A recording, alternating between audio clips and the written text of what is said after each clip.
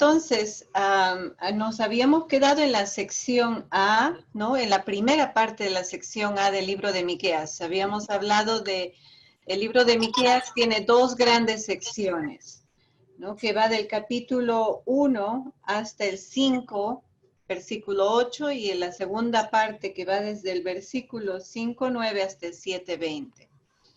Entonces, habíamos hecho una revisión de la sección primera, de esta primera parte, que nos habla de las amenazas, ¿no? Los dos bloques contienen una sección de amenazas y una de esperanzas, otra sección de amenaza y otra de esperanza. Entonces, en esta primera sección de amenazas, hemos visto cómo el juicio llega por parte del profeta por estas distancias que se establecen, ¿no? Él hablando desde el campo, hablando desde la periferia, hablando desde este lugar que está menos favorecido, que es invisible a los ojos de la ciudad, a los ojos de aquellos que tienen poder económico, aquellos que tienen poder de decisión, pues él habla desde esta periferia. Y la pregunta que había dejado para compartir era justamente, ¿cuáles serían hoy estas periferias, ¿no? ¿Cuáles son estas distancias? ¿Cuáles son estos muros que vamos construyendo? Porque les enseñaba una foto de Palestina. No es muy distante a la situación del siglo VIII, lo que 8, 7, lo que vive el pueblo de Palestina hoy en día.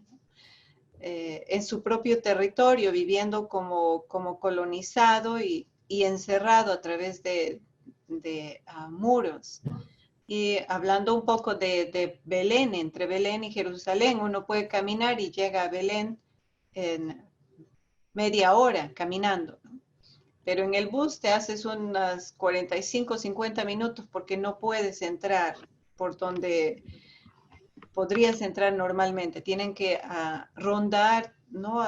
Alrededor del territorio palestino para llegar a una vía palestina. Y entonces son estas cosas que todavía se perpetúan, ¿no? ¿Cuáles son en su propio contexto? Nosotros tenemos aquí la riqueza de contar con varios países y varios sectores también en Estados Unidos, ¿no? Con situaciones concretas. Entonces les pediría a ver, por favor, si uno de cada país pudiera compartir, ¿no? Que desde su propia realidad, ¿cuáles son estas distancias? ¿Quién dijo yo? Yo puedo compartir de Brasil. Una de las causas, tengo muchas, pero yo inicio con la desigualdad de género. Las mujeres reciben un salario muy bajo, más bajo que los hombres, y las mujeres negras, afros, más aún. También la herencia de la esclavitud, 400 años. Entonces, para los afros tenemos dificultades para los estudios, las oportunidades de facultades, de trabajos. Son muchos los prejuicios. Son muros. ¿Sí? ¿Escuchas? Sí, lo escuchamos muy bien. Otro más, o solamente uno. Yo tengo 5. A ver, uno más. Uno más. Uno más, entonces son también en ese momento, la educación, la salud, porque la periferia, las favelas, la situación está más terrible, difícil. Entonces, las personas que tienen mucho dinero tienen la calidad de salud de los hospitales profesionales, acceso. Y en esta situación, el sufrimiento de las personas es muy grande. Y para nosotros también de la iglesia, la atención a esto es un dolor muy grande. Un número grande personas afectadas en Brasil, muertes con la COVID. Entonces es un dolor grande, es un muro terrible de grande social. Sí, eso es cierto, ¿no? O sea, el COVID nos afecta a todos, pero no nos afecta a todos por igual. No por No, igual. no nos afecta porque hay algunos que tenemos seguridad social o algún tipo de salario fijo, y mientras que en la mayoría de los casos en Latinoamérica, la informalidad, el trabajo que uno mismo se ha generado no permite que puedan tener otro ingreso más que saliendo fuera de la casa, y eso implica riesgo y eso implica enfermarse. Sí. Muchas gracias. Martita Rodríguez levantó la manito. Yo quería hablar un poquito acerca de los trabajadores agrícolas que en su gran parte somos mexicanos, y me incluyo porque yo también en mi juventud, en mi niñez, es más, trabajé en los campos de aquí de la región. Entonces, al momento, con esto precisamente del COVID, tenemos a lo que han determinado trabajadores esenciales. Y entre ellos están los trabajadores de los campos, que gracias a ellos tenemos comida en nuestras mesas, que nos estamos abasteciendo de carne, de muchas cosas. Pero la política de este país continúa siendo que somos como el chivo expiatorio de este país, que ni, y en todos los aspectos, desde la educación, porque son áreas rurales donde muchas veces los distritos escolares no pagan tan bien. Entonces es los que atraen a veces profesores nuevos o sin mucha experiencia. Tenemos también la misma falta de la nutrición, que cuando no hay trabajo, nuestra gente pues se tiene que avenir a el dinero que han ahorrado o guardado para los meses de invierno para poder comer muchas veces, como decimos en México, a frijoles y tortillas. Que básicamente es puro pues pura caloría, ¿verdad? Que a veces estamos comiendo. También en cuestión de el área médica, también aquí, aunque el gobierno pone a veces estas clínicas rurales, lo mismo, a veces son doctores que nada más a veces entran y salen porque meten su año, sus 2 años y se va a otro trabajo más lucrativo. Entonces la calidad hasta de la medicina a veces no es ni muy buena, y no se diga si son personas que están aquí sin estatus legal, que ahora por la política de Trump también están tratando de no usar los medios que el gobierno ofrece, por el miedo de que a lo largo, si algún día hay oportunidad de legalizarse, no lo van a poder hacer si han recibido asistencia pública. Y de verdad, para mí es como tomar a la gente más necesitada y seguir abusando de ellos. Entonces, como yo digo, me considero parte de esta comunidad. Yo llegué a este país a los 5 años.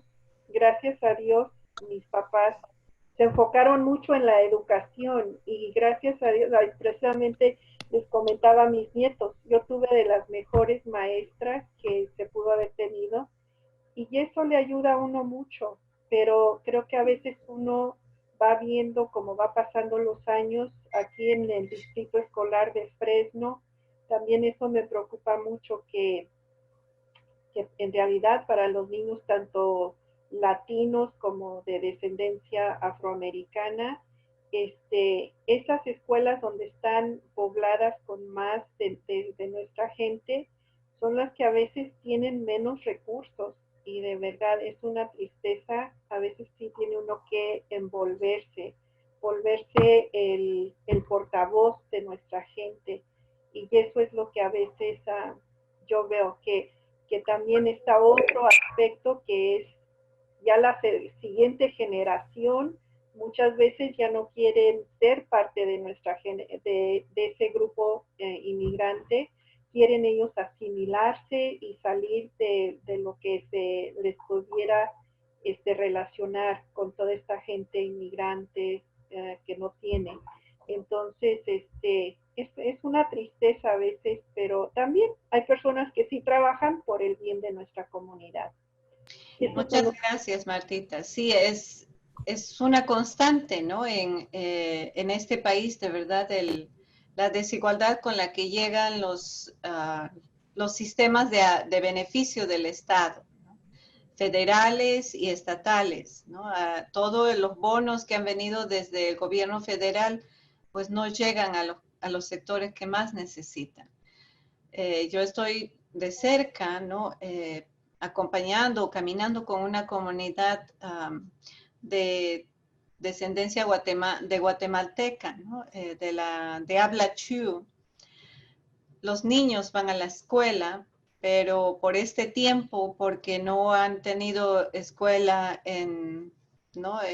Física, en presencia física, les han dado iPads, les han dado materiales a partir de ¿no? el distrito de escuelas, ha distribuido estos materiales, pero llegan a las casas y los papás no saben cómo usarlos.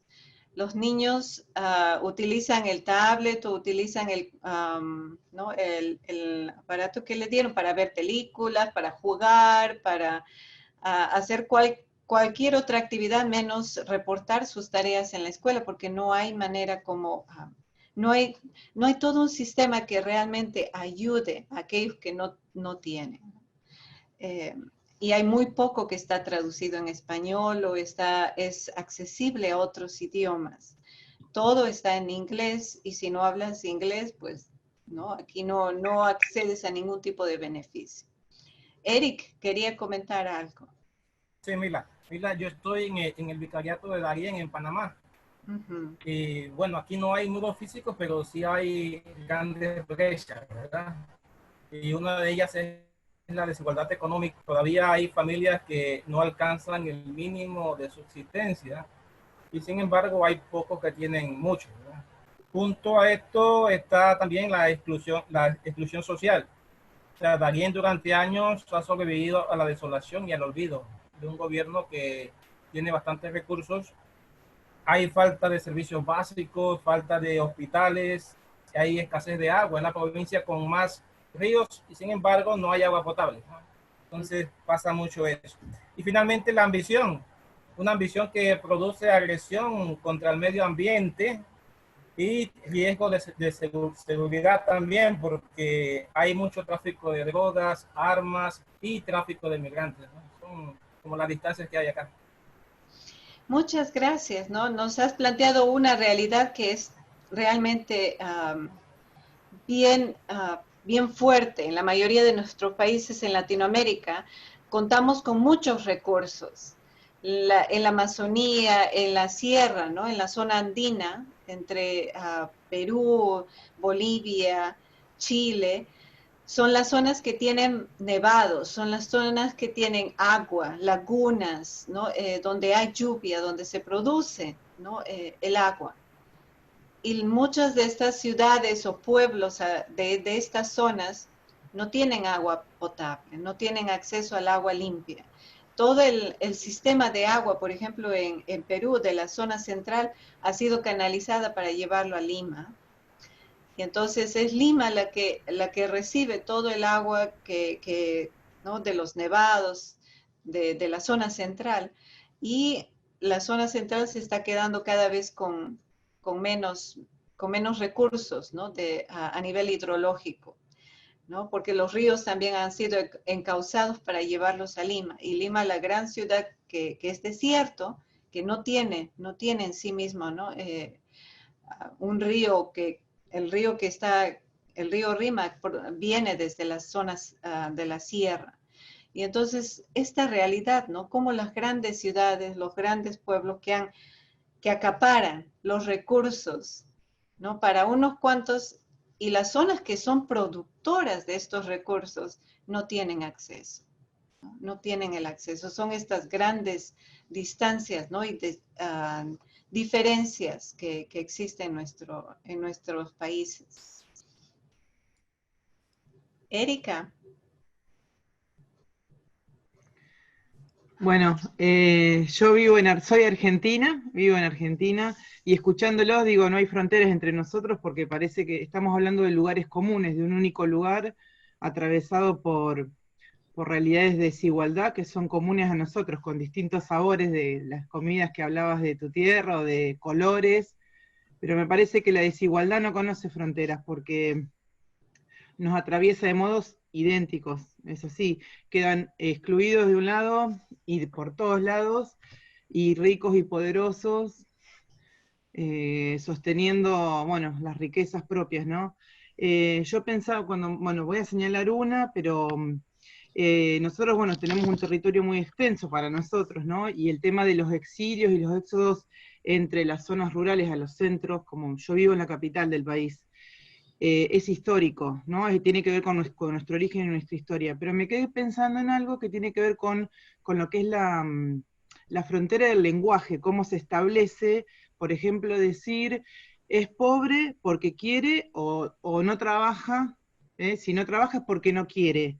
Digo, cómo se van construyendo desde los lugares de poder estas verdades que no son verdades y que es muy difícil entablar diálogo. Ayer me gustó mucho cuando pusiste el video del señor que se murió de la Amazonía, porque la forma que él hablaba era muy pacificadora, reconociendo la desigualdad y pudiendo tener esa sabiduría de encontrar lo común entre estos mundos que parecen infranqueables. Pero acá nosotros, bueno, se establece que el que no quiere trabajar no trabaja, y bueno, hay que ir un poco más allá, y es muy difícil cambiar la estructura o de opresión y de desigualdad, porque el discurso político se establece de un modo con un discurso de justicia. Y es muy difícil, es muy difícil. Y bueno, y el tema de los sexos, los desarraigos son fronteras también, porque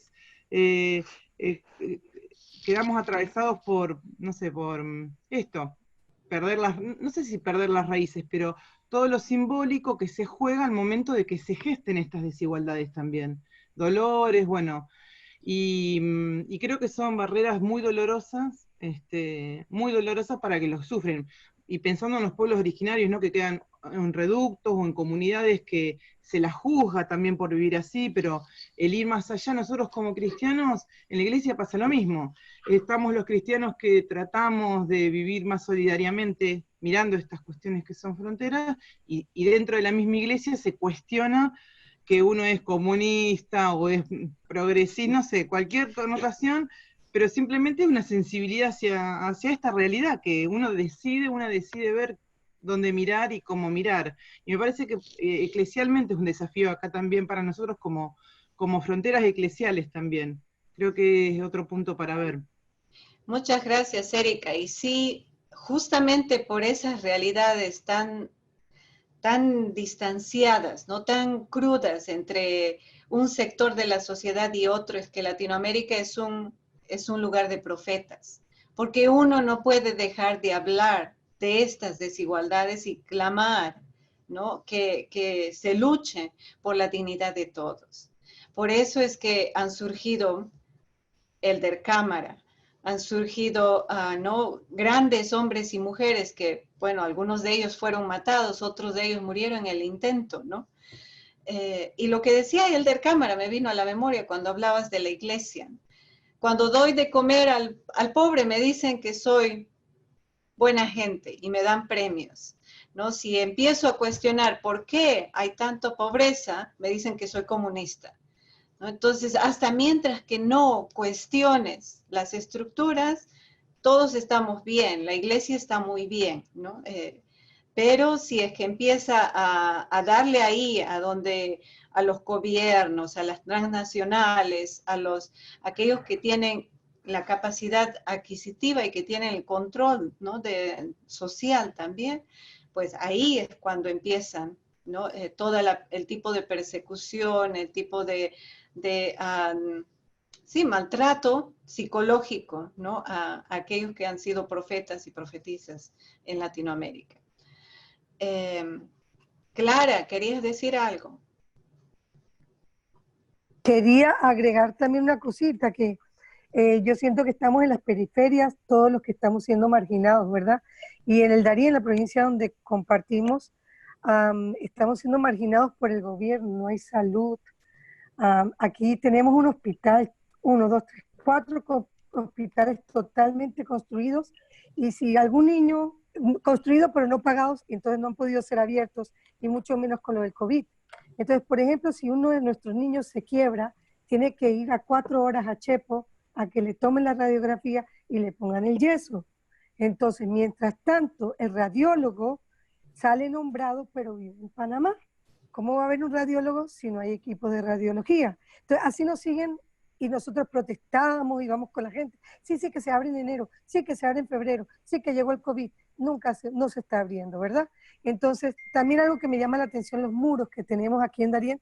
Tenemos muros que son reales, muros como las carreteras, tenemos pésimos accesos, lugares que ahora en invierno o pasamos en caballo o pasamos a pie o no pasamos, simplemente.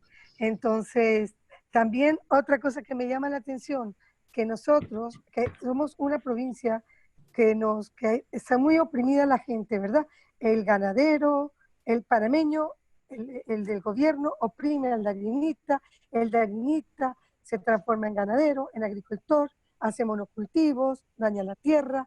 Entonces también se sienten oprimidos por un gobierno, pero ellos a su vez están oprimiendo, los campesinos oprimen a los indígenas, de manera que no dejan a los indígenas surgir. Entonces es una cuestión que va pasando de mano en mano. O sea, ¿cómo ser profeta si todos estamos siendo heridos? ¿Cómo? No sé. Y eso es muy claro, ¿no? Aquí hay un grupo que se llama Crossroads. Es un grupo diríamos, de especialistas que trabajan el tema del antirracismo, ¿no? Y una de las técnicas que ellos tienen para analizar qué nivel de racismo en una institución es la práctica de la internalización, ¿no? La superioridad internalizada, la inferioridad internalizada. Y por los años que hemos vivido de colonia, ¿no? En Latinoamérica, hay mucho de internalizado, ¿no? Por aquellos que han sido esclavos o por los indígenas mismos, que nuestra cultura es menos, que nuestro idioma es menos, que porque no somos de color más claro, entonces somos menos. Hay un tipo de inferioridad que se nos ha venido a través de mensajes, a través de castigos, a través de rivalidades que se han ido generando de un grupo para con otro, porque indígenas y africanos han empezado a dudar de unos de otros, y esto ha sido sembrado para evitar que se unan fuerzas. Y por otro lado está todo este discurso de aquellos que siempre han estado, que todo el sistema ha favorecido para que ellos sigan viviendo, ¿no? Y estos mensajes internalizados de superioridad. Yo tengo derecho a una educación de calidad, yo tengo derecho a tener mi refrigerador lleno, yo tengo derecho a tener propiedades, yo tengo derecho, o sea, son derechos que no me los cuestiono en relación a los demás, sino que simplemente los veo en relación a mi persona, ¿no? Sin tener en cuenta al otro que está viviendo alrededor o al otro que también quiere tener, ¿no? Entonces son de verdad métodos para analizar todos los siglos y siglos y siglos que hemos tenido, ¿no? Y aunque hayamos vivido la independencia, esto se ha perpetuado, ¿no? En los mensajes que recibimos, porque los jóvenes del campo quieren lo que la gente, los jóvenes de la ciudad, ¿no? Porque si no, se sienten que ellos no están estando en igualdad. Y pues lo que decía el mensaje de nuestro hermano Santiago era eso, ¿no? Queremos educación, sí, pero también que perdure con nuestros valores, con nuestra cosmovisión, es rica, ¿no? Es distinta, es también válida. Bueno, entonces, el libro de Miqueas nos podría dar mucho más para hablar de nuestra realidad, pero vamos a continuar con la segunda parte. Y voy a compartir aquí la segunda parte de la sección A, ¿no? Vemos las esperanzas. Y en esta sección de esperanzas encontramos entre los capítulos 4 al 5, ¿no? Cómo la clase dirigente, el anuncio de que la clase dirigente es reemplazada por Dios, que ha de haber paz y justicia al final de los tiempos, que esta situación no va a quedar para siempre, ¿no? Los esparcidos, aquellos que han sido sacados de sus tierras, van a regresar. Habrá un nuevo rey, pero un rey del campo. Y es en esta perspectiva que hemos de leer esta promesa que surge también para el nacimiento de Jesús, ¿no?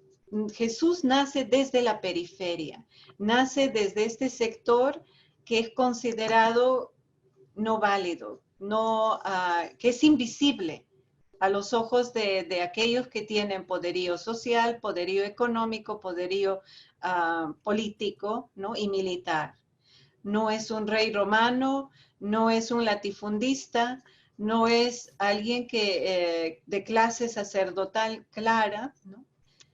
Viene del campo y nace en una zona periférica como el campo. Y este es el anuncio que hace Miqueas para su tiempo, y en el siglo I es retomado como una esperanza para el futuro Mesías, ¿no? Esto va a ser reinterpretado en el siglo I, a partir de toda la invasión romana o la colonización romana. En estos, entre el capítulo 4 y el capítulo 5, versículo 8, hay una dicotomía entre los falsos profetas y Miqueas sobre el proyecto de salvación.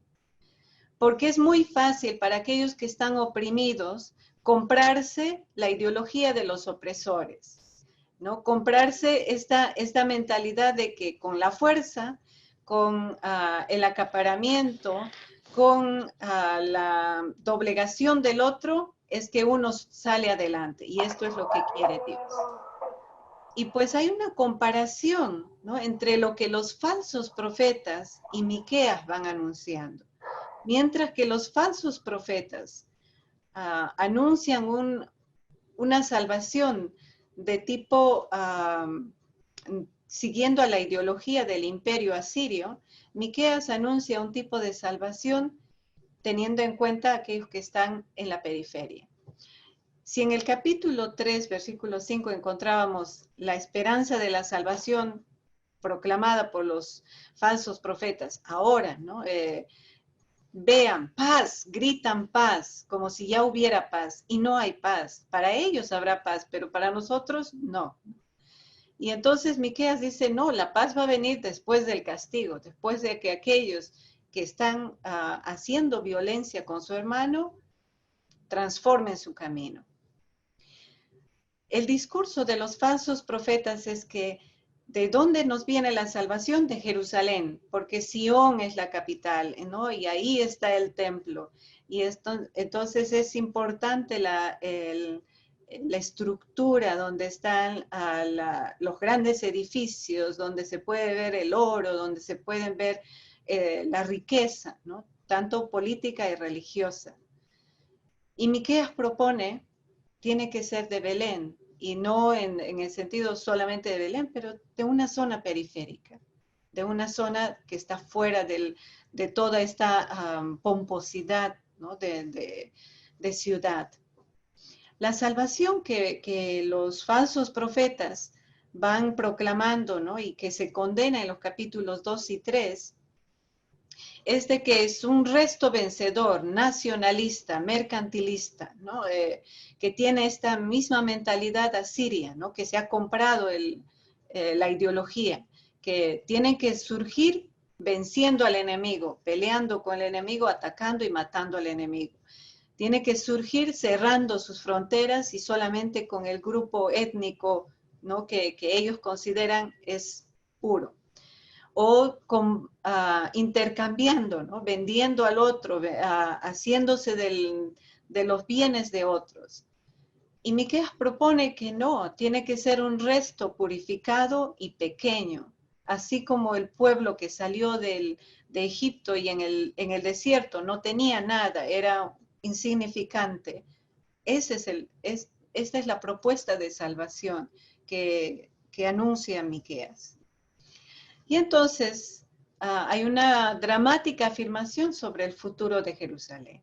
Dios no mantendrá su cólera por siempre, ¿no? Va a arrojar nuestros pecados al fondo del mar, porque todos hemos contribuido en fomentar esta ideología. Y entonces, a partir de que esta ideología ya ha sido, ¿no? dejada de lado, Israel o Jerusalén podrá reconstruirse, volverá a hacer esto que al principio, lo que decía Oseas, ¿no? Volverá al primer amor. Entonces, como vemos, entre cada uno de los profetas del siglo VIII y del siglo VII, cada uno de ellos, aunque son distintos, vienen de distintos sectores sociales, el mensaje es muy similar, el mensaje es muy parecido, por todo el sistema de injusticias que vive en su pueblo.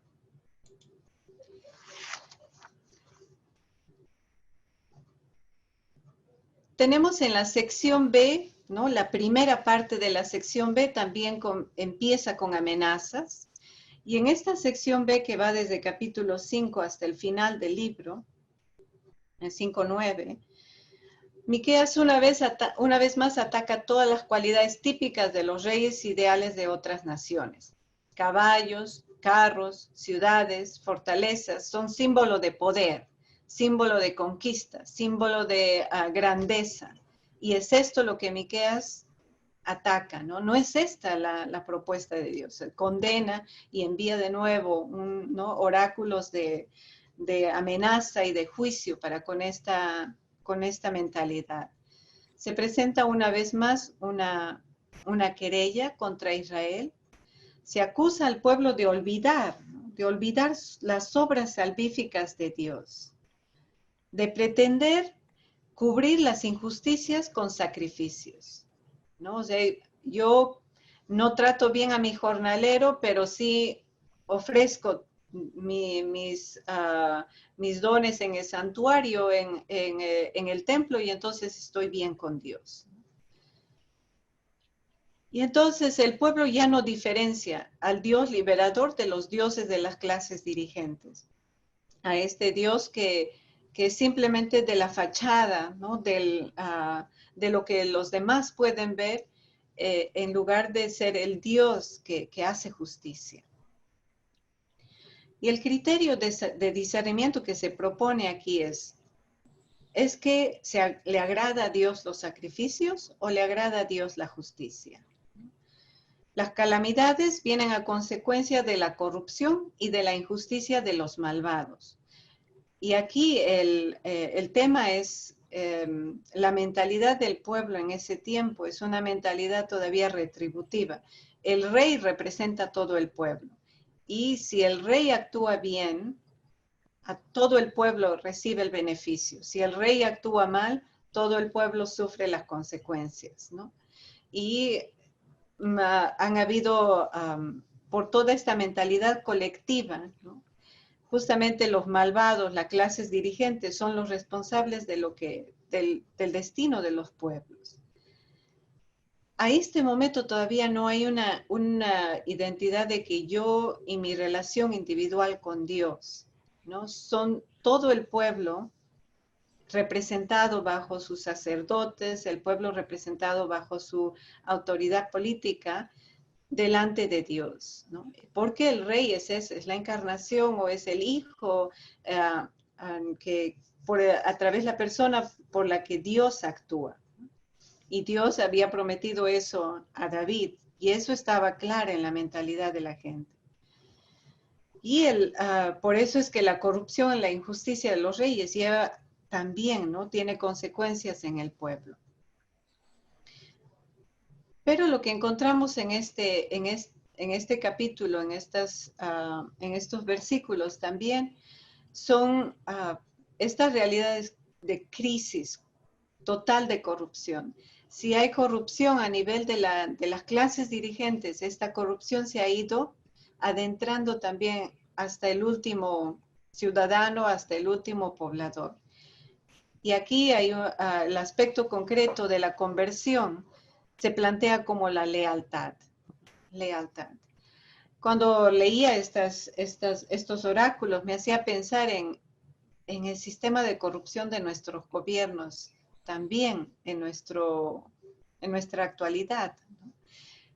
Y a veces le echamos la culpa a la clase dirigente, a los congresistas, al presidente, a los ministros, a los policías, pero el nivel de corrupción también está desde, ¿no?, los vecinos del barrio que por no querer ¿no?, ser llamado ante las autoridades le pagan al policía o le pagan ¿no?, a un agente de seguridad para que no los lleven, ¿no?, delante del tribunal. Y entonces este nivel de corrupción se ha generalizado. Y cómo, qué tan patentes incluso para hoy día este llamado de Miqueas a la lealtad, ser leales, ¿no?, como Dios es leal. Y en esta sección vamos a encontrar la frase o los versículos que han marcado muchísimo, ¿no?, el libro de Miqueas. Si ustedes abren el libro de Miqueas en el capítulo 6, versículos 6 al 8, esta es la frase que se ha perpetuado por siglos, desde siglo 7 antes de Cristo hasta nuestro tiempo. ¿Con qué me presentaré a Yahvé?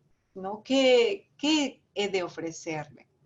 Y en el versículo 8 se dice, te ha hecho saber, ser humano, lo que es bueno, lo que Yahvé quiere de ti. Tan solo respetar el derecho, amar la lealtad y caminar humildemente con tu Dios. No te exige sacrificios, no te exige grandes gastos, no te exige grandes muestras de generosidad, de pomposidad delante del altar o en el templo. No te exige estos corderos, ¿no?, el más gordo, el más joven, con el que podrías alimentar a aquellos que no tienen que comer. Lo único que quiere de ti es que respetes el derecho, ames la lealtad y camines humildemente con tu Dios, ¿no? Y cuán fuerte es esto en nuestra realidad concreta, cuando la mayoría de transnacionales lo único que quieren en la selva es sacarse todos los bienes, ¿no?, todas las riquezas que hay ahí, el petróleo a nivel de los ríos, el oro, ¿no?, toda la riqueza también ¿no?, de productividad. Se van talando árboles para sembrar coca, ¿no?, para sembrar otros cultivos que pueden ser, que van a denigrar de aquí a un tiempo más la naturaleza. Después de esta sección, en los versos finales, ¿no?, del capítulo 7, vamos a encontrar otra vez esta segunda etapa de esperanzas, ¿no? Y aquí aparecen las esperanzas como un salmo en el que Israel aparece como un individuo derrotado y sufriente. Jerusalén increpa, hay como 4 partes en este salmo. Se increpa al enemigo hipotético, al enemigo que no tiene un nombre concreto, que Dios le va a hacer justicia, ¿no? La justicia de Dios no es la justicia de los carros, ¿no?, de los caballos, de las armas de guerra, pero Dios le hará justicia. Luego se anuncia la reconstrucción de Jerusalén en el día, ¿no?, en el día en que se va a mostrar la compasión y la esperanza de la compasión y la fidelidad de Dios. Y una vez más se rememora el Éxodo, porque es que el Éxodo va a ser el corazón de casi todos los discursos de los profetas. es en ese tiempo en el que el pueblo era más débil, más indefenso, que no tenía seguridades, es en ese tiempo en el que la única seguridad que ellos tenían era Dios. Y entonces tienen que regresar, el llamado es a regresar a ese tiempo, ¿no? Donde no estaba su confianza en la cantidad de armamentos que tenía o en la cantidad de recursos que tenían, ¿no? En la fuerza que establecían para con otros pueblos, sino que eran un pueblo indefenso, un pueblo que se reconocía que sin Dios no podía hacer nada. Y aquí en este salmo, al final, el individuo afirma su confianza en un Dios compasivo, en un Dios fiel, ¿no? Y una vez más se promete que Dios va a establecer su fidelidad y su lealtad, ¿no? Otra vez los dos términos hebreos que empezaron con Oseas se retoman aquí también, ¿no? Emet y Gesed, ¿no? Emet en sentido de fidelidad de Dios, la verdad que es fidelidad, que Dios se mantiene fiel a través del tiempo, y la lealtad o la misericordia, la compasión que es concreta, ¿no? Concreta por parte de Dios. Y ya pensando en el llamado de Miqueas para hoy, podríamos plantear desde este llamado a la justicia, el llamado a restablecer la dignidad de toda la creación, hacer este pacto, ¿no? Si Miqueas hace un llamado constante a regresar al tiempo del Éxodo, nuestros países, que han sido países agrícolas, que tienen tantos recursos, ¿no? En Latinoamérica, de verdad, la cantidad de recursos a nivel natural es muy grande, ¿no? Pero gracias, ¿no? Debido a la explotación humana, estos recursos ya no tienen carácter infinito, tienen carácter finito ahora, ¿no? Están siendo como amenazados de muerte. Y entonces el llamado de Miqueas para hoy sería restablecer esta dignidad, ¿no? Rehacer el pacto con la madre tierra, rehacer el pacto, ¿no? Que teníamos desde el principio, ¿no? De una cultura que no era poseedor de la tierra. Y a mí me ayudó muchísimo entrar en contacto, por ejemplo, con algunas comunidades indígenas de Madre de Dios en Perú, escuchar de ellos la idea que tienen de la naturaleza y de la propiedad, que para nosotros es tan claro, ¿no? Nuestra casa y nuestras paredes, nuestra propiedad, nuestro espacio. Y para ellos, bueno, van moviéndose de acuerdo a las necesidades. Y la casa es la casa de todos, no tiene puertas, está abierto, uno puede entrar, sentarse.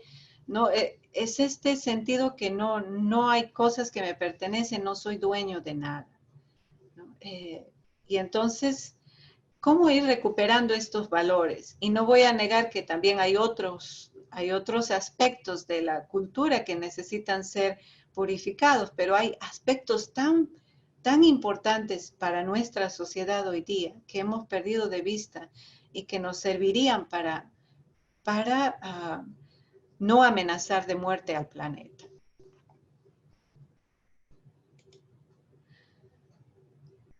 Y quizás una pregunta que nos podría llevar a reflexionar, terminando este bloque con Miqueas, ¿no? Estos 7 capítulos. ¿A quiénes podemos identificar con los falsos profetas hoy, ¿no? ¿Quiénes nos están seduciendo con estos mensajes de que, ¿no? La salvación es hoy, ¿no? Hay que vivir el hoy y vivirlo sin importar lo que le sucede al otro, sin referencia con el otro, ¿no? ¿Quiénes son estos profetas, falsos profetas que nos dan estos mensajes de que es en el explotar al otro e pisar al otro, pasar por encima del otro que se alcanza, ¿no? el éxito, ¿no? ¿Cuáles son estos falsos profetas que nos van dando estos mensajes de que el armamento, ¿no? Son nuestra seguridad y nuestra defensa. Y entonces también, ¿no? Es importante cómo reflexionar en nuestro propio tiempo con estas mismas preguntas que lanzaba, ¿no? Miqueas a su generación. Y quizás para ustedes y para mí, ¿no? Que nos pongamos a pensar esta noche en 5 ejemplos que representan al Dios del faraón y 5 que representan al Dios liberador, que contrastan con este Dios de faraón. Es este Dios liberador que proclama Miqueas y que fue testimoniado por Moisés, Aarón y María. Y hay algo bien importante en el libro de Miqueas. Cuando él habla sobre el éxodo, cuando él habla sobre el proceso de liberación, él no habla solamente de Moisés, porque el proceso de liberación del pueblo no solo fue llevado a cabo por una persona, contribuyeron muchos. Y una de esas personas que no ha sido muy reconocida es María, que probablemente fue la compositora del himno más que conocemos, ¿no? En Éxodo 14. Del versículo que ella proclamó, que está en el 15, 20, 21, surgió todo el capítulo 14 y todo el capítulo 15 del Éxodo. Pero también con otros como Aarón, ¿no? Con otros que vivían, fueron hebreos que no vivían en el palacio, que tuvieron la educación necesaria, pero que fueron los que perpetuaron las tradiciones de su pueblo, ¿no? Las costumbres, los valores de su pueblo. Y entonces, al reconocer a estas 3 figuras, Miqueas reconoce a todas las personas que han hecho posible todo este proyecto de liberación o que han colaborado con Dios en este proyecto de liberación, ¿no? Entonces, como vemos, el libro de Miqueas nos da muchísimo, ¿no? Para reflexionar.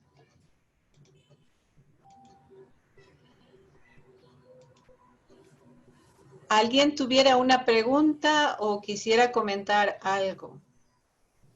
A ver, Eddie. Yo nada más compartir, ahora que estabas hablando de la imagen del rey, sentí un momento como que estabas describiendo a nuestro presidente aquí en Nicaragua. Y de los muros que separan, el peor muro es la dictadura que se tiene aquí en el país. Bueno, lo digo aquí suavecito porque una de las cosas, consecuencias de todo eso, son la violación a los derechos humanos y también la libertad de expresión. Y otros detalles más o consecuencias de este sistema es la corrupción misma. Por ejemplo, bueno, y que se extiende, va hasta lo particular.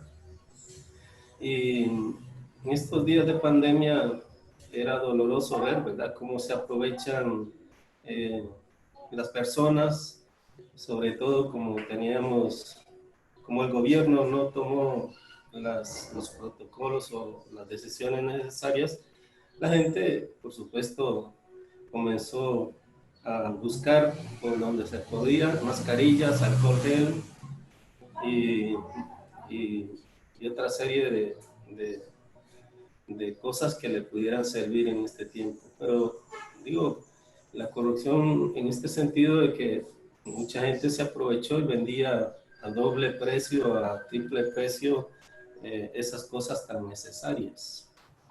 Y también en cuestión de productos, como estoy en área campesina,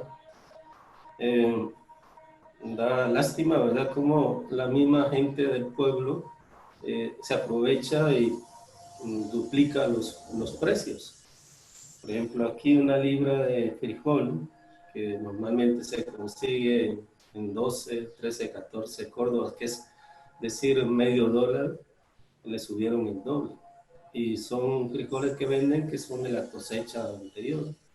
Entonces son así como detalles de corrupción que de alguna manera son consecuencia de lo que se vive desde arriba. Entonces, me llama la atención esto último que compartías, que yo digo, estará leyendo la figura de los que nos gobiernan, porque es algo así parecido, ¿no? Y siempre queda esa esperanza. Y digo que cuando estaba pensando en esto de muros, había puesto eso de la violación a los derechos, no hay libertad de expresión, hay muchas empresas de televisión y radio que fueron clausuradas, y luego esto mismo del robo, ¿verdad?, que se da entre los mismos pobres, hay algunos que se aprovechan. Pero el peor muro es eso, ¿verdad?, tener un gobierno que lleva más de 41 años ahí, y que es difícil, ¿verdad?, por más que se intentó por parte de algunos obispos de la misma iglesia, todo el que se manifestaba en contra iba para la cárcel, o si era extranjero, iba fuera del país, ¿verdad? Entonces, eso quería compartir, y por eso estos profetas llaman la atención, ¿no? Porque como que es lo que estamos viviendo, ¿verdad? Por lo que han compartido los compañeros anteriormente, algo parecido. Muchas gracias, Padre Eddie, ¿no? Y con ello puede sintonizar seguramente Erika, que han vivido un gobierno militar, un gobierno de dictadura, ¿no? La cantidad de desaparecidos que han tenido por los años de dictadura que han vivido, y en Chile igual, ¿no? Con Pinochet, la cantidad de injusticias y la incapacidad del pueblo para que terminen todo este proceso de muerte a todo nivel, ¿no? Impartido por el mismo gobierno. Y que parecía imposible que iba a terminar, parecía imposible que esto iba a acabar. ¿Cuánta gente fue exiliada de Chile en ese tiempo de Pinochet? Muchísima, ¿no?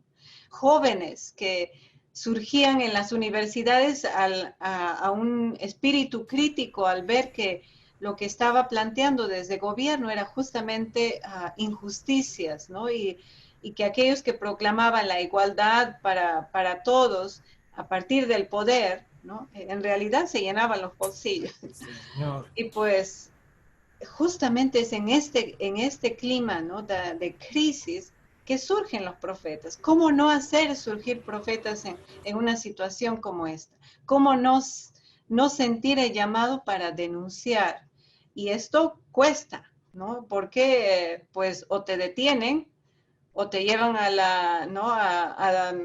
acabas mal, o te sacan del país, te desaparecen, y no solamente a uno, a la familia, y hay todo un sistema de miedo que se va impartiendo. Pero justamente con la propuesta del profeta Miqueas es no comprarse esta ideología, no pensar que con la violencia se va a lograr terminar con esta violencia impartida por los del centro para la periferia. No comprarse esta mentalidad de que con carros, si tuviéramos caballos, venceríamos al asirio, ¿no? Porque este no es el proyecto de Dios, ¿no? No es que enfrentar a una nación contra otra, sino es transformar este sistema de muerte, empezar con otra propuesta de vida, ¿no? que implica la justicia e implica paz. Pero bueno, vamos a pasar ahora. Erika, quería compartir antes de que nos vayamos. Dos palabras. Nosotros tenemos en este momento por lo menos un muerto por la policía, por las fuerzas policiales, y un desaparecido en tiempos de COVID, en contexto de COVID, y por las fuerzas policiales. No estamos en dictadura, pero hay sistemas como fronteras que se perpetúan y que se siguen legitimando de distintos modos, y me hiciste pensar mucho también cómo se perpetúan las violencias institucionalizadas que no acaban, y que la verdad que interpelan, y me interpelan un montón en cómo voy asumiendo esta vocación, este llamado también a la denuncia de compromiso. Interpela muchísimo. Gracias. Muy bien. Jorge. Hola, hermana Mila y a todos los compañeros. Pues muy acertados los comentarios que hace el padre Eddie también. No sé si fue mi esposa, alguien dijo esto, dice, en tiempos de crisis sufren los héroes. Y es precisamente lo que está pasando aquí. Hermano, usted acaba de decir que no son ni los tanques ni el gran ejército que pueda derrotar a otro ejército. Lo estamos viendo ahorita precisamente. Hace algunos meses, el hombre más poderoso del mundo en Estados Unidos iba a las encuestas para reelegirse. Hay un virus que ahorita ya está abajo de todas las encuestas de poderse reelegir. Él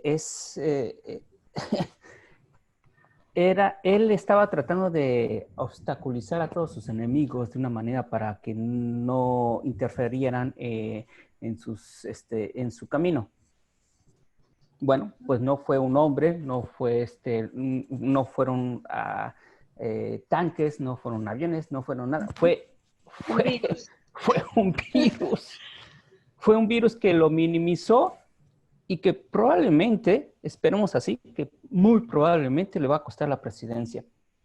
Pero bueno, estaba escuchándola yo a usted, hermana, acerca de la corrupción. Y definitivamente la corrupción no solamente es económica, o normalmente pensamos que es económica, pero también hay corrupción en los valores, en los principios.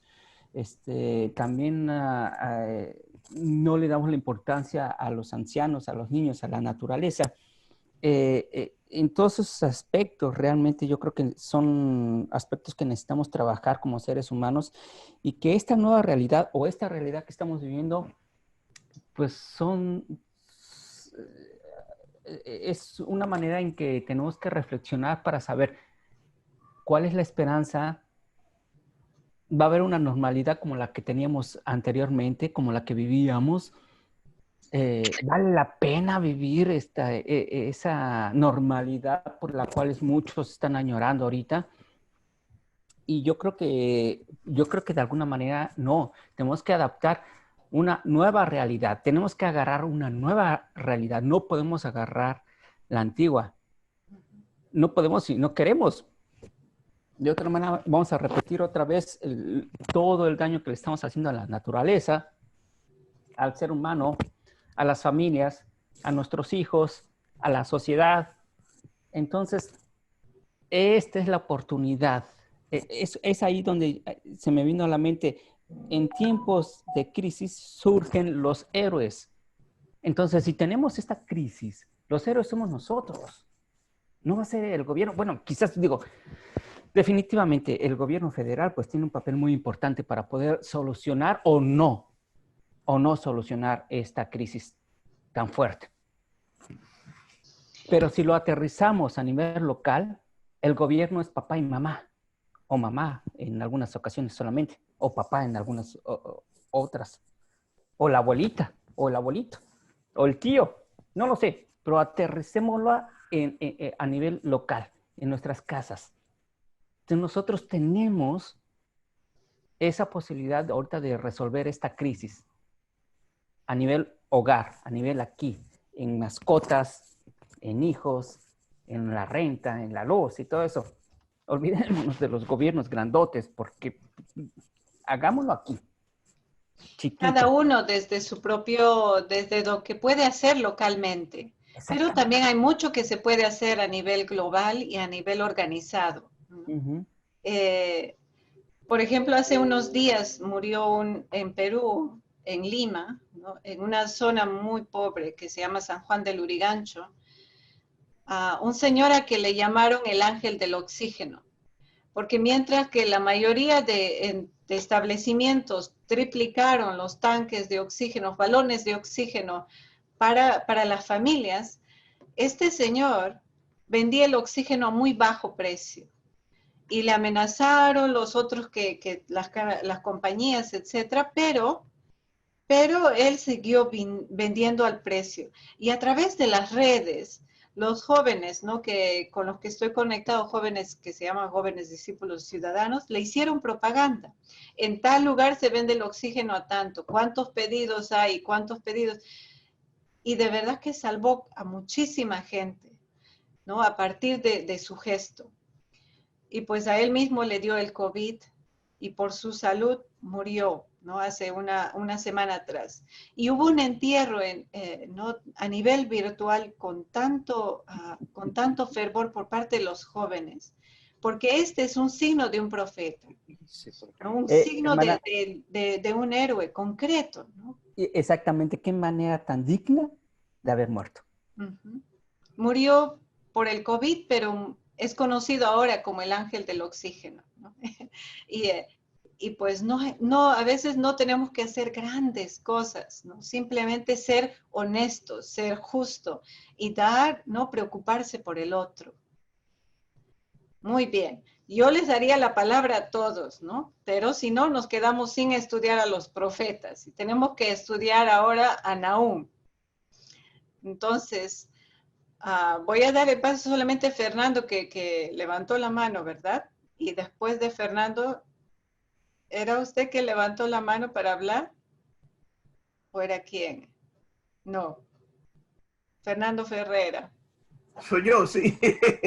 Solo quería decir de algo que tal vez ustedes lo han visto y que se está viendo bien fuerte aquí en Canadá y en América del Norte, el movimiento Me Too, que es de denunciar aquellos atropellos a las mujeres, sobre todo de hombres pudientes y todo eso. Pero aquí se ha dado algo interesante, aquí en la provincia del Quebec, donde yo vivo, aquí en el este de Canadá, que ese movimiento muchas veces uno dice son las mujeres las que reivindican a aquellos hombres que han sido o acusan a aquellos hombres que han sido abusivos, han tenido algún tipo de abuso y todo eso, y está muy bien.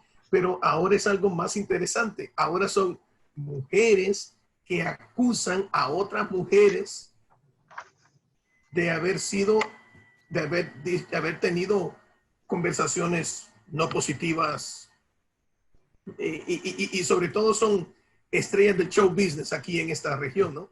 Y es interesante, uno lo ve solo a Me Too, son los hombres, pero cuando se da una mujer que acusa a otra mujer, es fuerte la cuestión y hay que verlo también de una manera bien delicada porque es bastante legal, es bastante delicado, ¿no? Bastante delicado cuando se da eso mismo en esas situaciones, pero a ese nivel y en este tiempo se ha dado mucho abuso y violencia familiar, mucho abuso y mucha violencia hacia las mujeres, hacia niños, muchas situaciones. Aquí hubo un caso de un señor que secuestró a sus 2 hijas, tenía problemas mentales, él mató a las 2 hijas y él se suicidó después.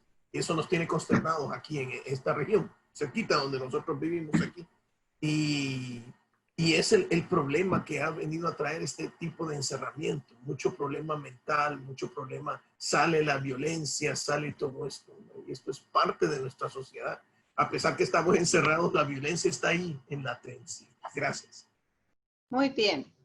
Vamos a ir ahora vamos a dar unos pasitos más adelante en la historia, ¿no? En la historia de Israel y de Judá. Y pues vamos a entrar ahora al siglo 7. Habíamos hablado de los profetas del siglo 8, ¿no? Oseas, Amós y Miqueas. Miqueas contemporáneo a Isaías. Vamos a entrar al siglo 7 y en el siglo 7 lo que tenemos como contexto, a ver si puedo compartir, ¿no? Como contexto principal, en este tiempo vamos a encontrar conflictos, ¿no? entre Asiria y Babilonia. Asiria todavía sigue en el poder, ¿no? De casi todo el Medio Oriente y el Oriente, pero Babilonia, que está hacia el sur, que es un reino pequeño al sur, está que también quiere, ¿no? Independizarse, y no solo independizarse, sino que quiere poseer todo el territorio de Asiria. Y es en este tiempo en el que también encontramos conflictos entre Asiria y Egipto. Egipto quería tener control de todo el Medio Oriente, el Mediterráneo, para poder pasar sus productos y comprar productos del oriente para llevarlos hacia el occidente. Y entonces estos conflictos se dan en los grandes reinos. Israel y Judá nunca fueron reinos grandes. Siempre entraron en el problema porque estaban en el medio, ¿no? Estaban en el paso para Egipto como para Asiria. Estaban ahí, tenían que entrar los asirios o los egipcios, tenían que entrar sea del norte o sea del sur por Israel y tenían que asegurar a Israel para su favor. Y es por eso que Israel sufre todos estos problemas, ¿no? de ataque político, de vasallaje, de conquistas, etc. Porque está en el medio como territorio. Tenemos a Nínive, que es la capital del imperio asirio. Y Nínive, más allá de ser una ciudad importante, va a ser reconocida a través de la historia como símbolo de opresión. Nínive no todos los ninivitas no son culpables de lo que pasa en el mundo. Es como decir, todos los de Estados Unidos tienen la culpa por lo que pasa en Latinoamérica. No es verdad, ¿no? Bolivia no tiene la culpa de que a México le vaya mal, ¿no? Pero Nínive es como el símbolo, es la capital donde están los grandes edificios, están los templos, está el gobierno central de Asiria. Y es por eso es que, ¿no? En la literatura de los profetas, especialmente en Nahum ahora, en Habacuc, también vamos a encontrarlo en Jonás, la figura de Nínive como una figura clave para entender al enemigo. Los emperadores de este tiempo son Sennacherib, descendiente ¿no? en línea de Teglat-Falazar y de Salmanasar V, ¿no? Entonces, si van a tener bisnietos, vayan pensando también, ¿no? A uno le llaman Teglat-Falazar, al otro Salmanasar y al otro Sennacherib, ¿no? Entonces, está en la misma línea, ¿no? de la familia. Y luego viene Azaradón. Con estos dos, todavía el gobierno asirio está estable, de alguna manera estable en Medio Oriente. Pero con Nabopolázar, ¿no? Después de Azaradón surgen toda una serie de problemas especialmente entre Babilonia y Asiria. Nabopolázar va a ser el fundador del imperio neobabilónico. Y entonces se alía con los medos, ¿no? Con los que están más hacia el noreste, para echar fuera a los asirios o para sacar a los asirios del poder. Y entonces es un tiempo de crisis de los grandes gobiernos. Y este tiempo de crisis para los grandes gobiernos es tiempo de paz para Israel, porque se andan peleando entre ellos, no le ponen mucha atención a Israel. A la vez que se dan estas crisis políticas o militares, también hay un movimiento cultural que se da en Medio Oriente. En Asiria se va a fundar una biblioteca y se da un resurgimiento del idioma sumerio. Todos los escritos de los poemas míticos antiguos van a darse en este tiempo ya en el idioma acadio, ¿no? En el idioma nuevo. Y entonces se va a retomar, ¿no? Toda la tradición antigua de sus ancestros, ¿no? Y van a utilizarlo como fuente de identidad, para dar identidad a su pueblo. También en Egipto, ¿no? Porque quieren hacer fuerte a su ejército, quieren hacer fuerte a su pueblo, se va a iniciar todo este proceso cultural, ¿no? Para retomar la riqueza que ha sido, ¿no? La construcción de la época en las pirámides, etc. Entonces hay todo un resurgimiento humanista, un resurgimiento del arte, un resurgimiento de las lenguas, un resurgimiento de la cultura ancestral.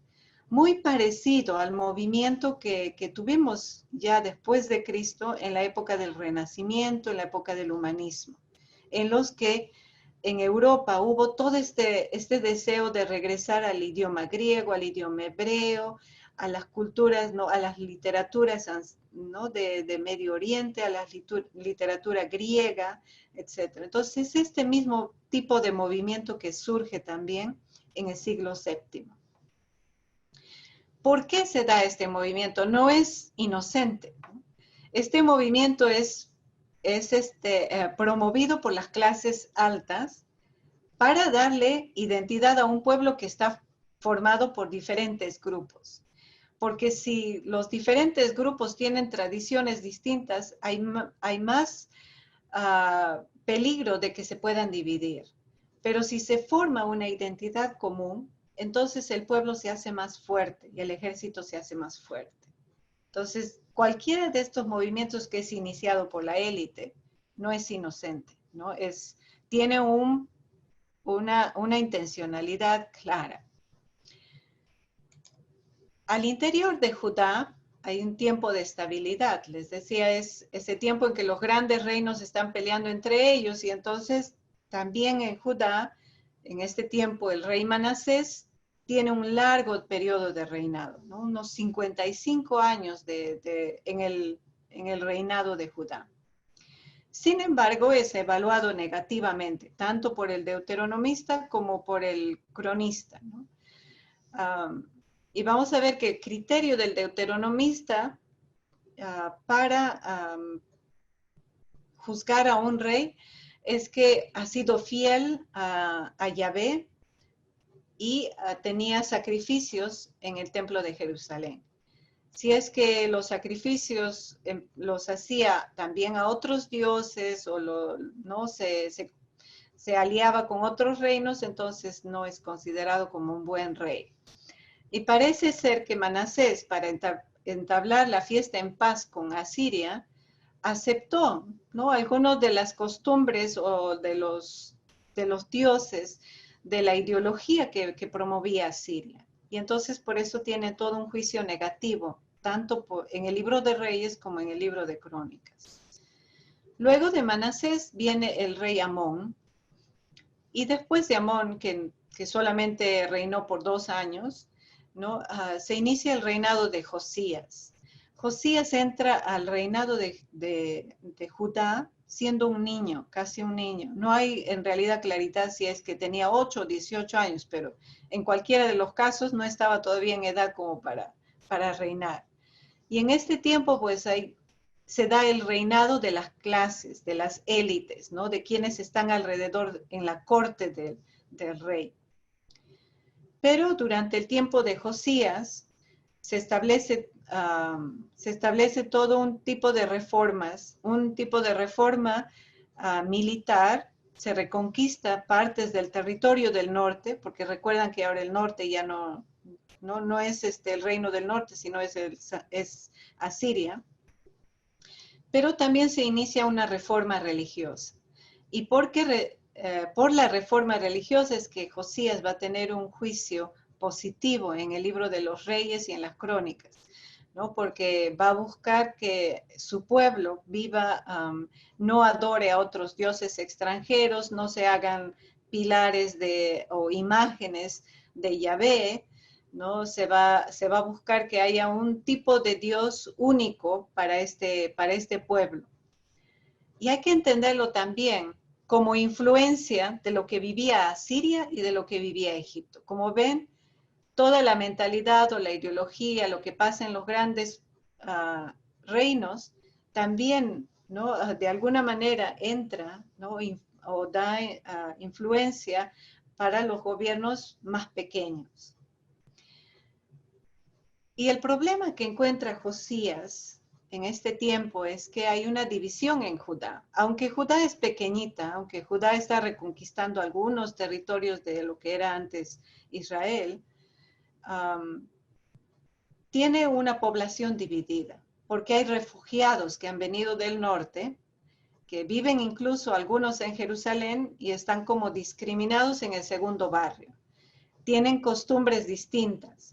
Hablan sobre el Dios de Jacob, hablan sobre el Dios de la alianza y tienen probablemente, ¿no? Algunas efigies, algunos tipos de imágenes de su dios Yahvé, el dios Yahvé del norte. Y entonces lo que hace Josías es establecer una alianza entre, ¿no? Colaborar tanto con la mentalidad, negociar con la mentalidad del norte como la del sur para dar unidad a su pueblo. Para que si ocurre una guerra, si ocurre una batalla, entonces también el pueblo de Judá se mantenga unido. Para que todos luchen en un mismo ejército, ¿no? Y no que los que han sido refugiados vendan a los de Judá y se termine aquí el mundo, ¿no? De alguna manera, Egipto estaba presionando a Judá para que se alíe en contra de Asiria. Y justamente Josías va a morir a manos de un egipcio, ¿no? En Megiddo, ¿no?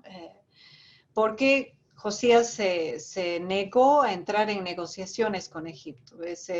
Su visión era que Judá debía mantenerse independiente de estas alianzas con los reinos grandes. En el aspecto social, les decía, estamos hablando de estos barrios, ¿no? Si bien en el siglo X hasta el siglo VIII habían 2000 más o menos como población en Jerusalén, ¿no? A finales del siglo VIII o inicios del siglo VII van a haber como 8000, ¿no? En toda la población.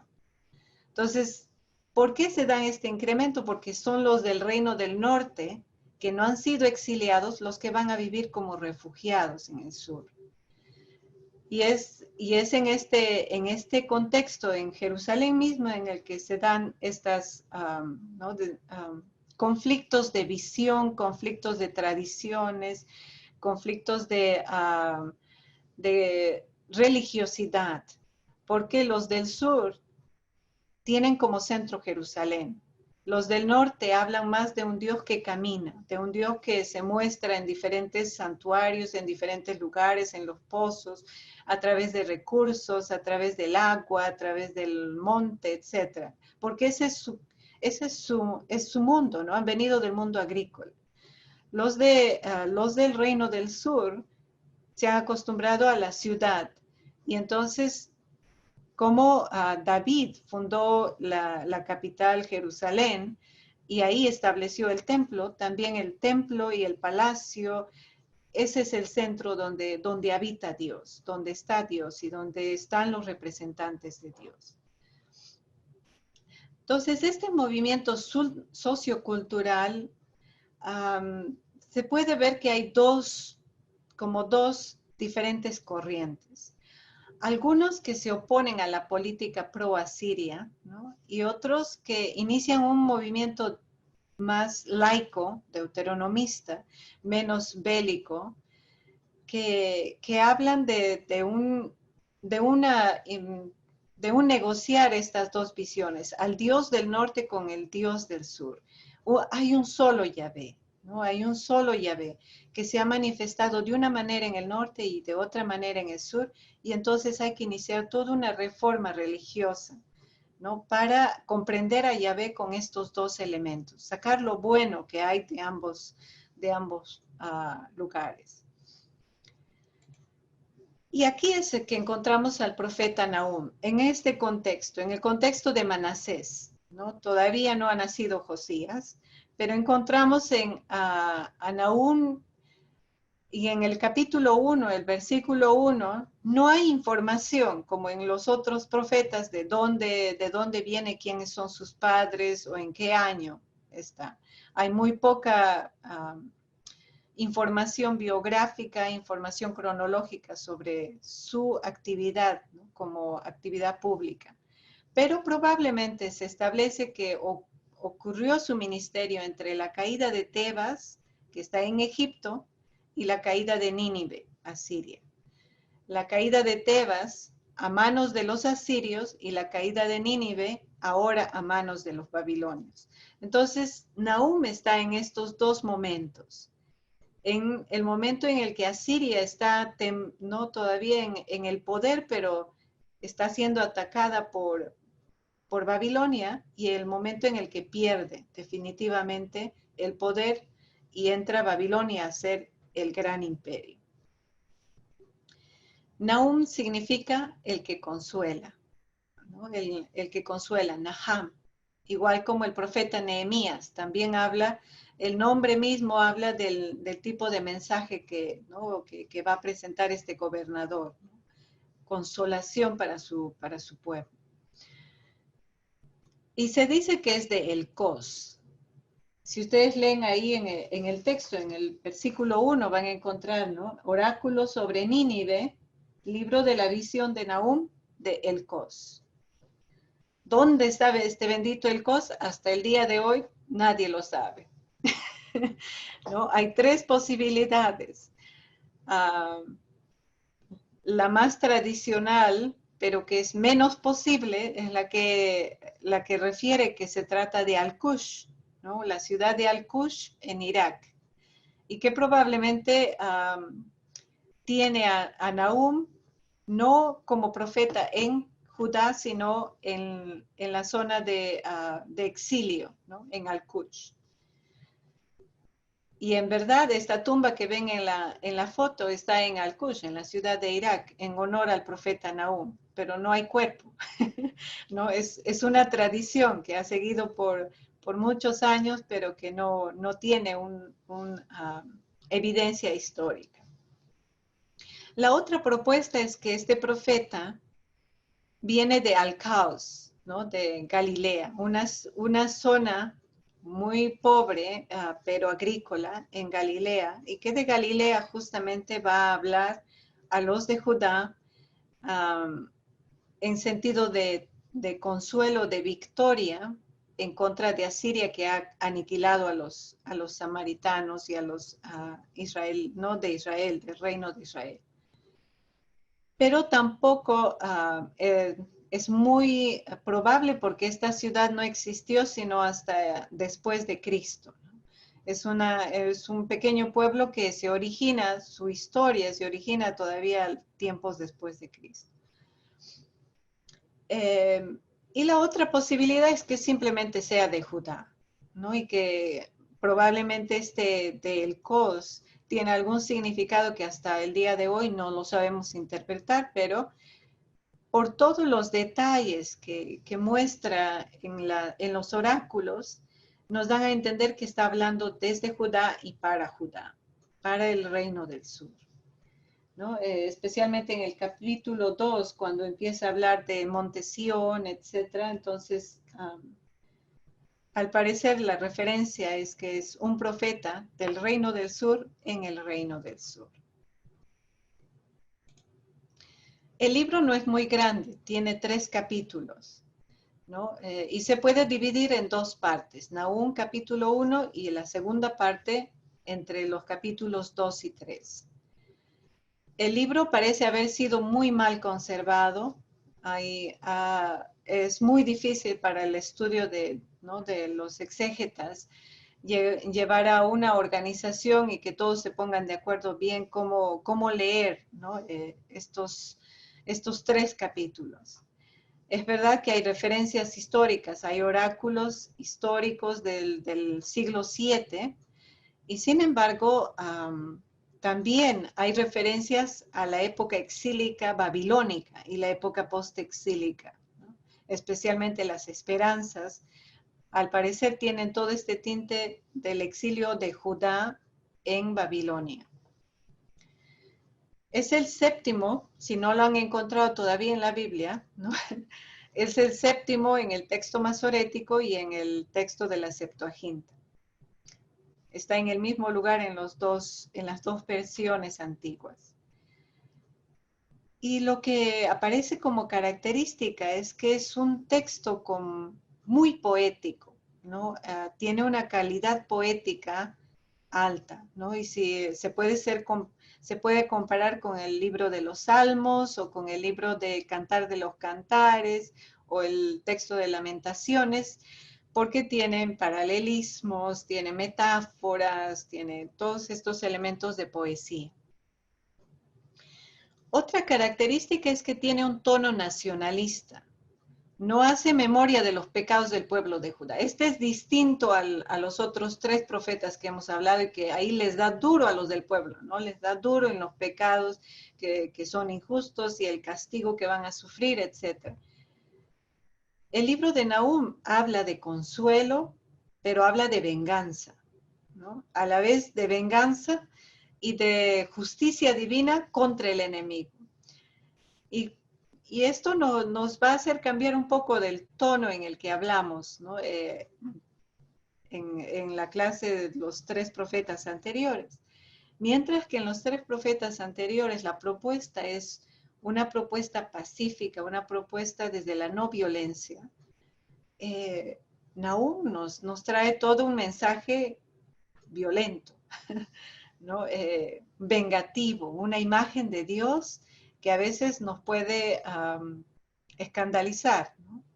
Y que ha llevado a muchos a no querer o a desacreditar el Antiguo Testamento como un Dios que es vengador, un Dios de la guerra, etc. Ni que el Nuevo Testamento con Jesús es mejor leerlo, ¿no? Porque nos habla de un Dios misericordioso. Y esto no es cierto. En los profetas encontramos que este mismo mensaje de Jesús ya está presente.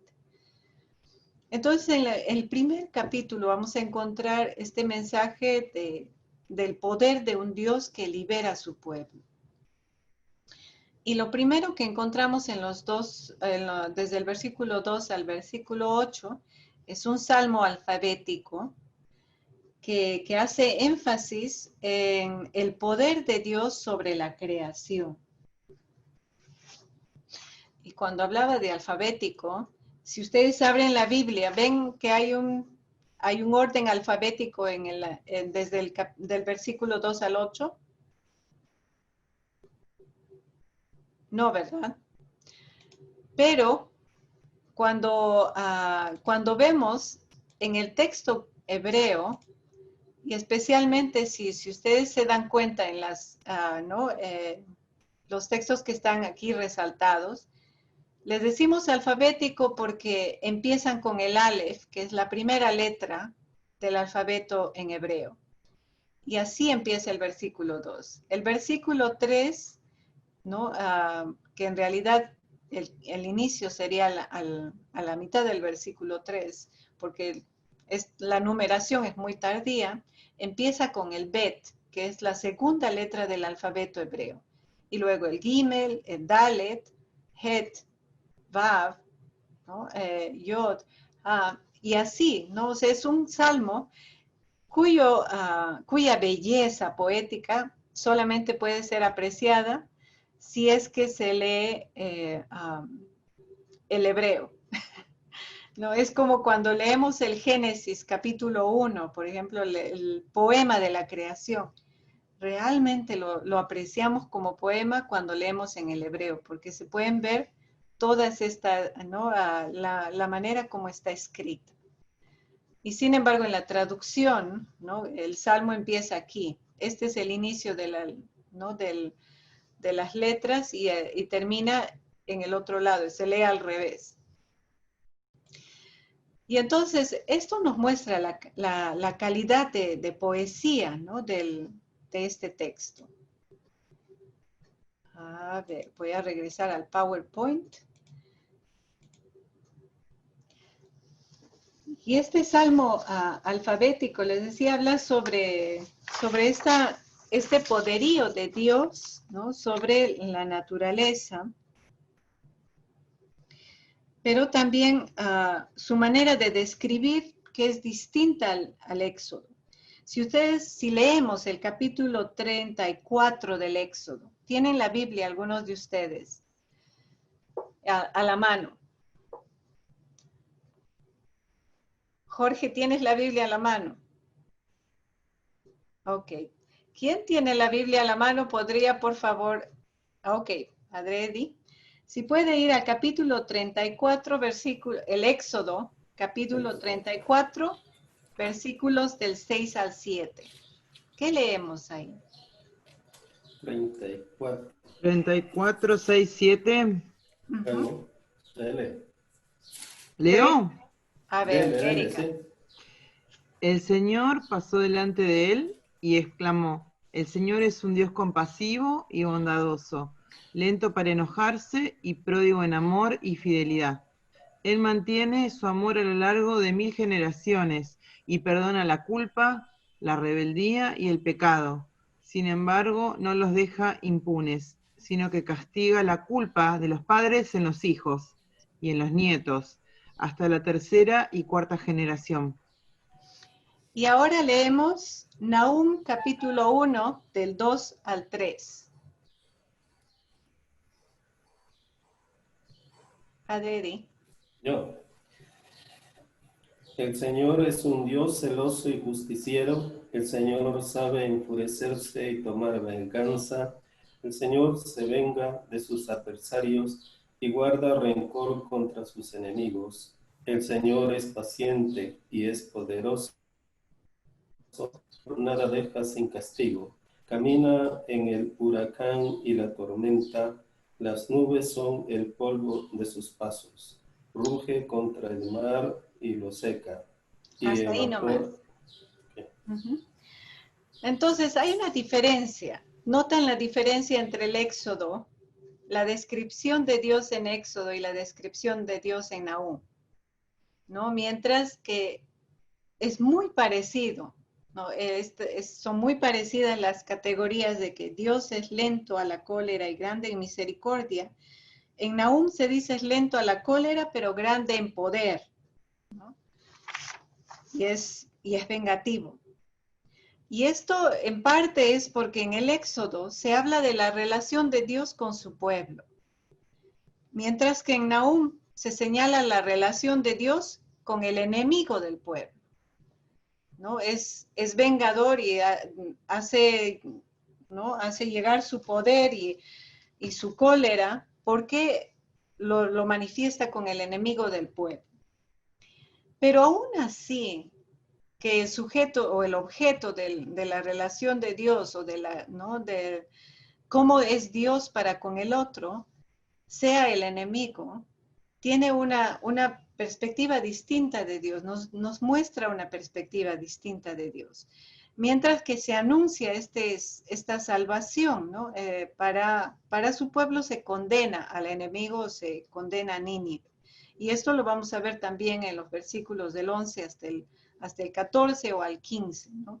En algunas de las Biblias. Como les decía, el texto está bien mal conservado y por eso es que hay muchas diferencias, no hay claridad en dónde termina, cuál la extensión de algunos de los versículos.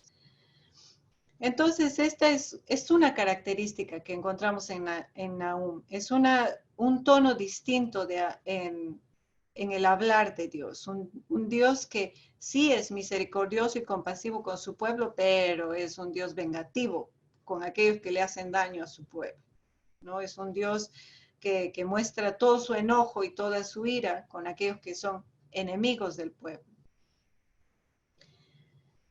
Y luego en el capítulo 2 al 3 vamos a ver la predicción y la descripción del castigo a Nínive. Y en Nínive, Asiria, y específicamente el emperador de Asiria y los militares que han llevado al pueblo de Israel, ¿no? que han conquistado Israel y que han sido también los que han destruido Tebas. Se habla en los primeros versículos del capítulo 2 de la caída y del castigo de Nínive, ¿no? ¿Cómo es que va a sufrir, ¿no? Miren por los montes los pies del mensajero que anuncia la paz. Anuncia la paz, pero sí, ¿no?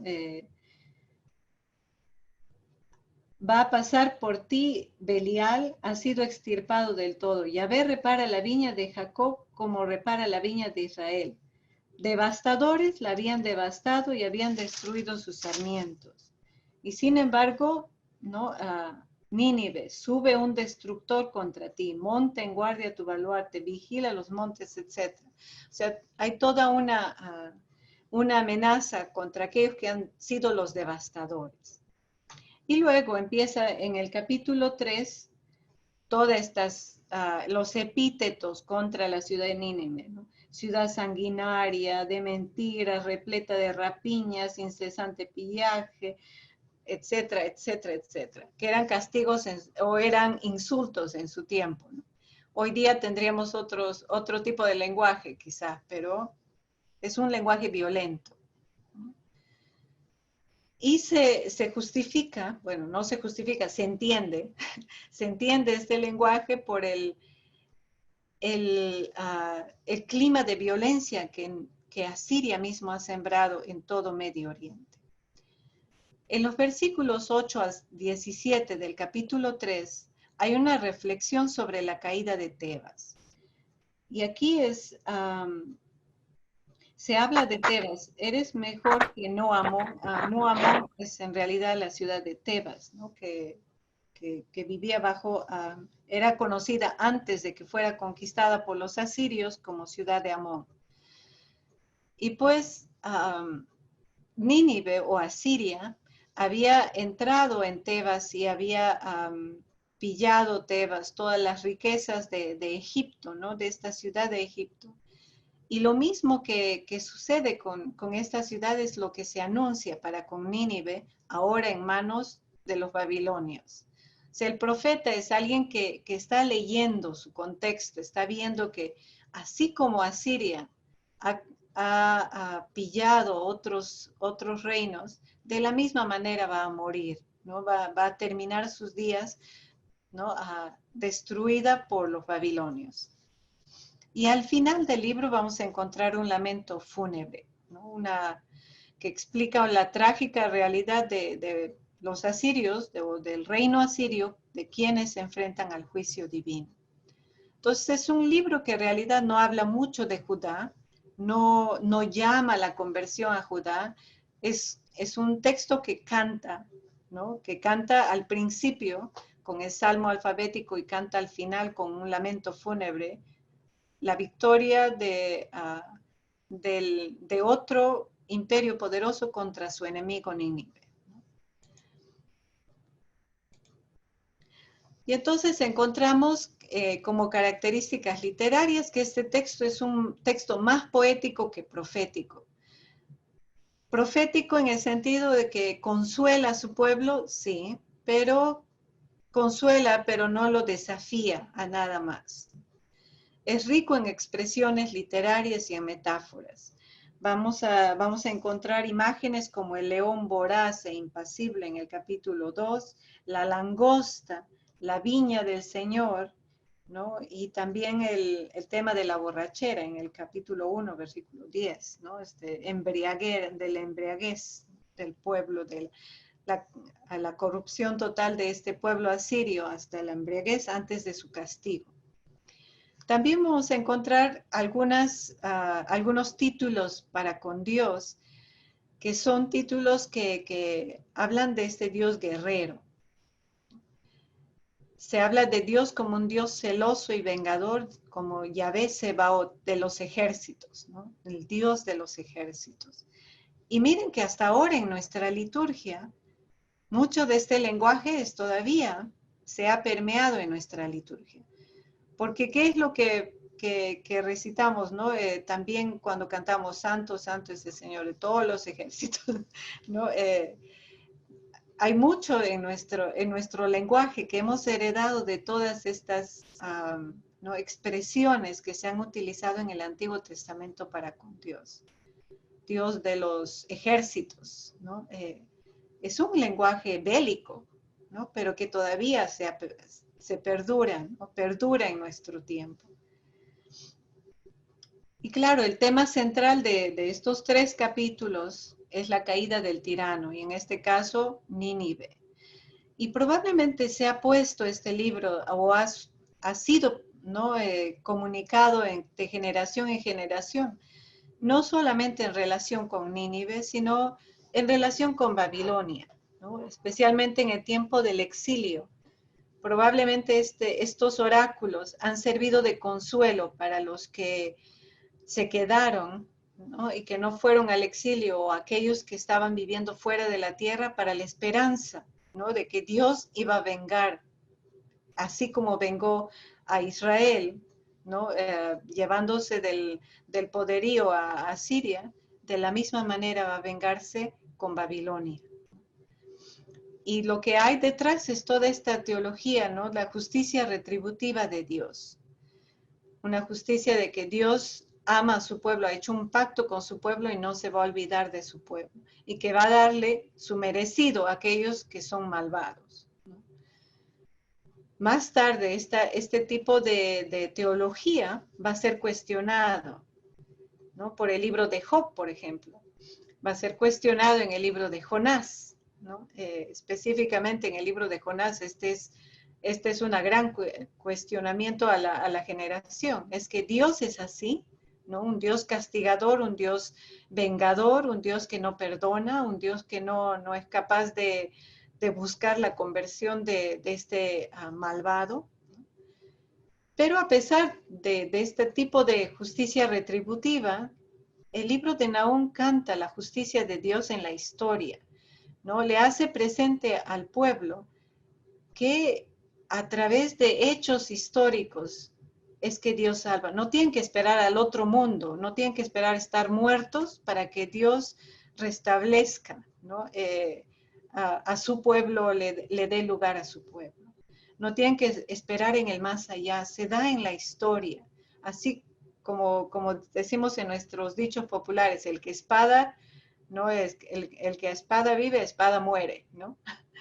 Le va a llegar en su tiempo. Y es que es este Dios que concibe, ¿no? En ese tiempo el pueblo. Y entonces, cuando reflexionaba sobre este texto, me hacía pensar en un texto de José María Arguedas. No sé si ustedes conocen algo de José María Arguedas. Es un escritor peruano, ¿no? Muy famoso, ha escrito muchos libros. Y uno de los cuentos pequeños que escribió es El sueño del Pongo. El Pongo era un servidor que le servía como a los señores, a los colonos, a los latifundistas, para divertirlos, para hacer ¿no? como su payaso y además de ser sirviente. Y entonces hay un pequeño cuento que Arturo les va a enviar a sus correos y que les voy a pedir que lo lean esta noche, porque me hacía pensar en esta justicia retributiva que todavía tienen estos pueblos oprimidos, ¿no? Que se ven en los pueblos oprimidos para con aquellos que son opresores. Que es verdad, no habla del mismo tipo Dios que violento, guerrero, celoso, pero es con otro tipo de lenguaje que este Pongo da a conocer, ¿no? El personaje del texto de José María Arguedas da a conocer la justicia de Dios, que es la visión que tiene este oprimido. Y entonces, en base a este pasaje del sueño del Pongo, les propongo que compongan también una pequeña historia popular o recojan una narración popular que es de tipo reaccionaria contra el opresor, que tiene en su propio país, en su propia cultura, o en su propia familia, o en sus propias tradiciones. ¿A qué tipo de narraciones nos hablan de esta venganza o de esta victoria del oprimido sobre el opresor? Del tipo que presenta Nahum. Y entonces tenemos pocos minutos, no sé si tienen alguna reacción con esta propuesta. ¿Qué les parece, Nahum?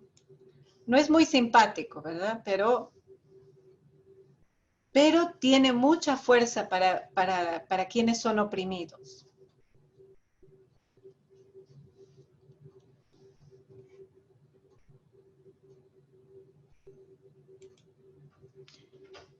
Giselle, ¿querías comentar algo? Tiene la manita ahí mostrando. Perdón, profesora, seguro la dejé ahí levantada y no me di cuenta. A ver, Pablo, quería comentar algo. Ok, yo ahorita que estaba, conforme usted estaba explicando toda esta situación del pueblo y lo que hemos visto de los otros profetas, me hace que todo tiene, básicamente en cualquier nivel que veamos la situación, creo que en todos los niveles estamos perdidos. ¿Por qué? Porque, por ejemplo, esperamos que un país deje de ser el país tirano, pero el que hay otro que va a tomar el lugar de ese país. O sea, en este caso está Nínive, que era el país tirano, pero viene Babilonia y toma su lugar. O sea, no es como, ok, quiero que el que esté arriba caiga, pero para que haya igualdad. Nunca vemos ese lugar. No como país, en la política. Vemos que un político de los que están arriba y queremos que ese pierda su lugar, pero para el que quiere que pierda su lugar es para llegar a tomar ese lugar, no para cambiar el sistema, no para cambiar las cosas. En lo religioso estamos igual, o sea, básicamente si nos vamos bajando a todos los niveles, llegamos hasta el nivel donde estamos nosotros y nosotros estamos en la misma situación. Entonces yo no, o sea, como que es complicado el hecho de trabajar todas estas situaciones para poder llegar a tener una, pues ahora sí, ¿cómo se podría decir? Como llegar a estar todos, vernos realmente como hermanos, como lo que somos, tratar de que la otra persona salga adelante, pero no, o sea, porque queremos que salga adelante, ayudar al prójimo, tratar de hacer siempre bien para los demás. Pero veo que pues creo que humanamente para nosotros, después de toda la época que hemos vivido hasta hoy en día, ha sido imposible. Ha sido muy imposible. Veo en ese tiempo, ahorita lo que está pasando con el contexto en el que estamos hablando de Nahum, de todos los profetas, y lo relaciono mucho y estamos igual. Veo el contexto que ahorita, por ejemplo, yo estoy sorprendido de ver que estamos de diferentes países conectados y cada país, bueno, cada uno de nosotros habla de la situación de su país y todos los países tenemos la misma situación. O sea, no porque yo estoy en Estados Unidos quiere decir que vivo la octava maravilla y que no hay, o sea, todo aquí es color de rosa. Nada que ver. Todos los países tenemos la misma situación. Yo oigo de cualquier país que oiga y digo, pues eso es lo que estamos pasando acá, eso es lo que estamos viviendo en México, eso es lo que estamos viviendo en Perú, eso es lo que estamos viviendo en todos lados. Entonces, y es como esta ideología, ¿no? Esta ideología del querer sobresalir por encima del otro, del pisar al otro, se nos ha metido tanto, ¿no? Que hemos comprado esta mentalidad. Y a esto es lo que nos llama la reflexión de los profetas, especialmente los del siglo VIII. No compren esta ideología, no es así, ¿no? Que vamos no es este el tipo de éxito que se nos propone desde Dios, no es este el proyecto de Dios, el sueño de Dios, no es.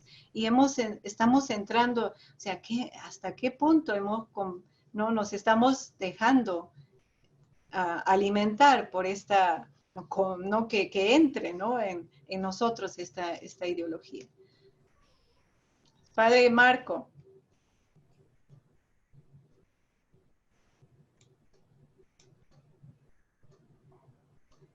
Está en mute, Padre Marco. Perdón. Buenas tardes a todos. Disculpen.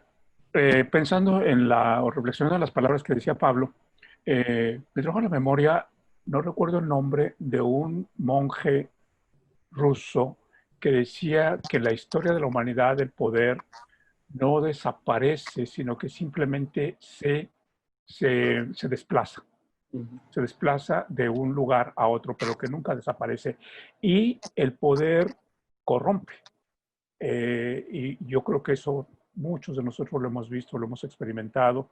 Yo tristemente inclusive lo he visto con mis compañeros sacerdotes. Son ellos unas personas que hablan mucho de la justicia, hablan mucho de la fraternidad, de compartir.